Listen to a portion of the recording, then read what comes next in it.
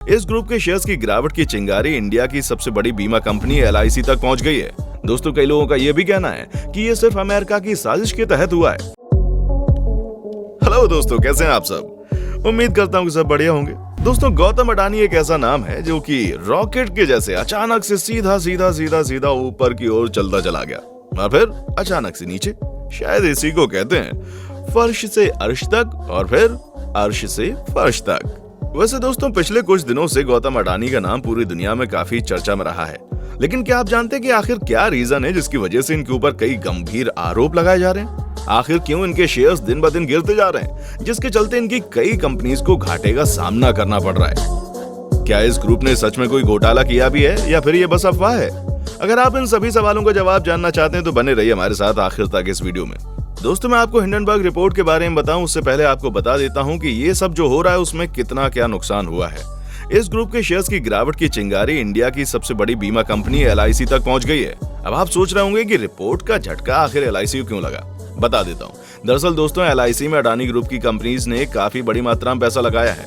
अडानी की 5 कंपनीज में एलआईसी की लगभग 9% तक की हिस्सेदारी है, जिसकी वजह से शेयर्स में लगी इस आग के चलते एलआईसी को काफी नुकसान झेलना पड़ रहा है। दोस्तों, जानकारी के लिए आपको यह भी बता दूं कि एलआईसी इन 5 अडानी की कंपनीज में 1 से लेकर 9% तक की हिस्सेदार रही है, जो कि 24 जनवरी को पब्लिश हुई हिंडनबर्ग रिपोर्ट के सामने आने से पहले करीब 87,068 करोड़ रुपए थी।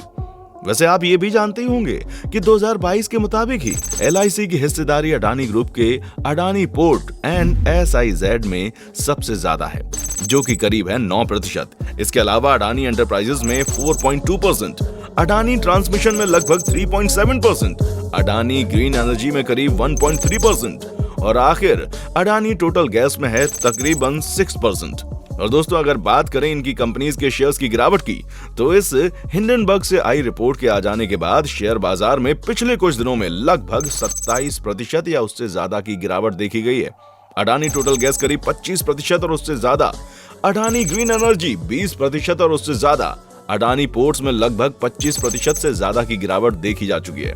इसके अलावा दोस्तों, आपको ये जानकर भी हैरानी होगी कि अडानी ग्रुप की टोटल 10 कंपनीज में से तकरीबन 6 कंपनीज के शेयर्स 20% से ज्यादा गिर चुके हैं, जिसकी वजह से कुछ ही दिनों के अंदर एलआईसी को लगभग 18,647 करोड़ रुपए से ज्यादा का नुकसान हो चुका है।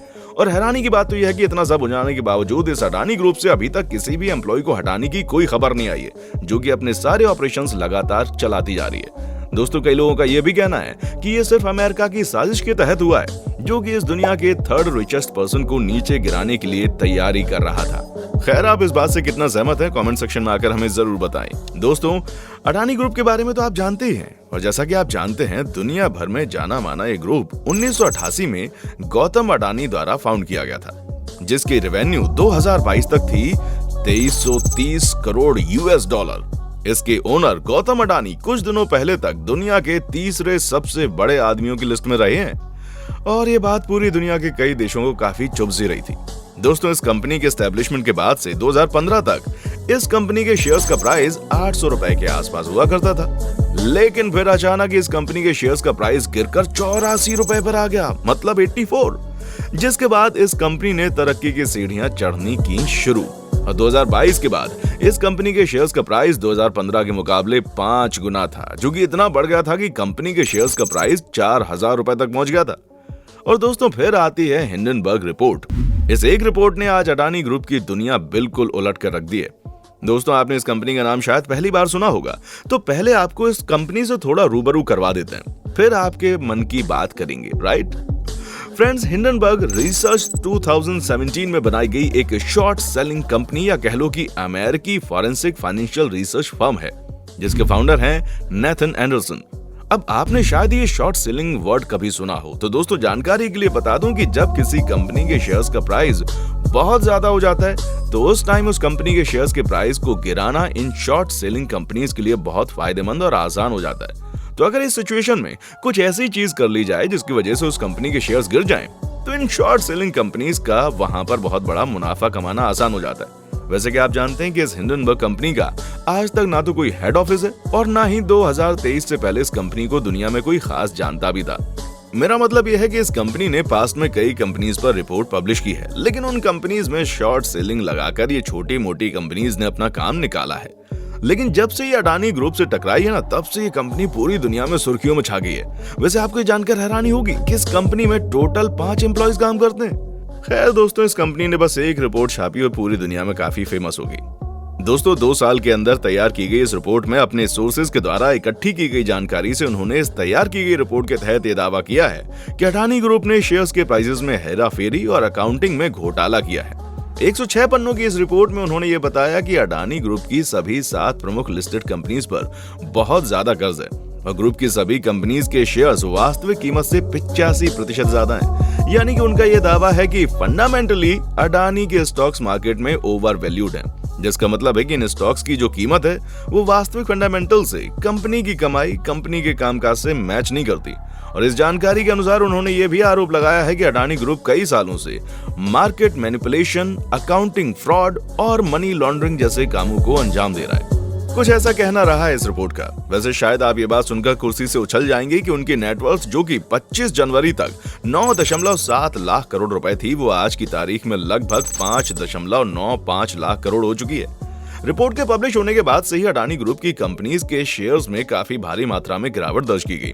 हिंडनबर्ग की इस एक रिपोर्ट ने अडानी ग्रुप की दुनिया में ऐसी भूचाल मचाया है कि इनकी कंपनीज के शेयर्स की गिरावट थमने का नाम नहीं ले रही।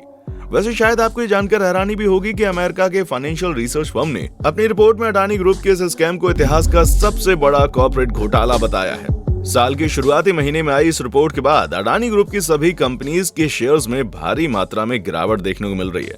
अब अगर बात करें इनकी कंपनी के शेयर्स में हुई गिरावट की, तो कंपनी पर लगे आरोपों के बाद इस ग्रुप की कई कंपनीज के शेयर्स लगभग 20% से ज्यादा गिर चुके हैं और कई तो और भी ज्यादा, कई तो 60 to 80% तक गिरे हैं।